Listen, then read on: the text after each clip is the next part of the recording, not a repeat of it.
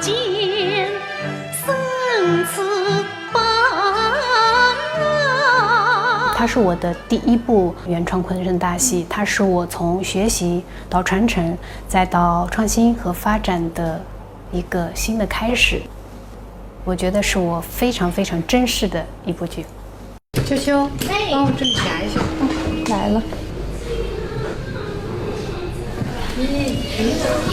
这可扣了，扣了。帮姐姐飘逸灵动，活泼之美，令人们观世上外，悲情之美。请吉相逢，彼此。第一个是美，因为我们的舞美、灯光、多媒体，包括服装都非常的美轮美奂。第二个是强，音乐很强，唱腔很强，包括这个我们的演出强度也很强。还有个惨，剧情其实它还是一个非常悲伤的这么一个剧情。还有一个新，我们在这个剧里面用了很多新的方式、新的结构、新的表达。我是谁？你是我年少的时候，有些不懂，有些。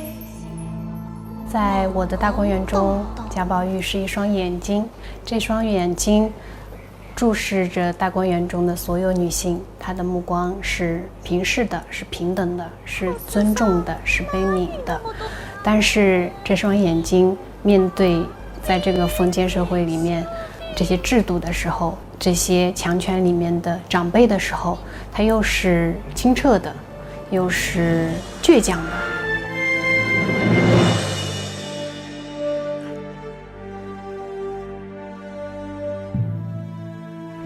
我们练完像再上去。浮云飞。多转了一圈。我往这里上去。对啊。或者你反着上来。他反身。我们从剧本开始，再到音乐，再到唱腔，每一个点上面，我们既有传承又有创新。比方说舞美，大家对于这个楼梯就各有看法，它也是意象化，它可以是园林，它可以是贾宝玉的床，它可以是林黛玉的榻，它可以就是那个一桌二椅，就等等。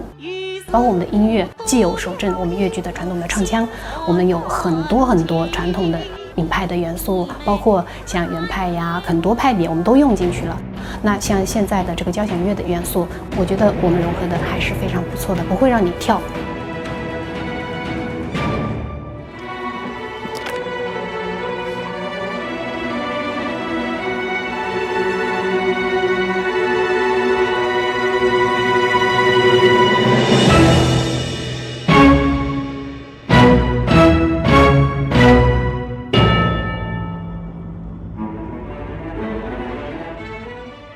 贾宝玉他是大观园的希望，他不仅仅是因为他是长子长孙，也是因为他在那个时代里面是完全不同的这样的一个人。所以我们在这个戏里面唱的是皑皑白雪下，草木待发芽，等到雪融化，青春又芳华，依旧是充满希望的。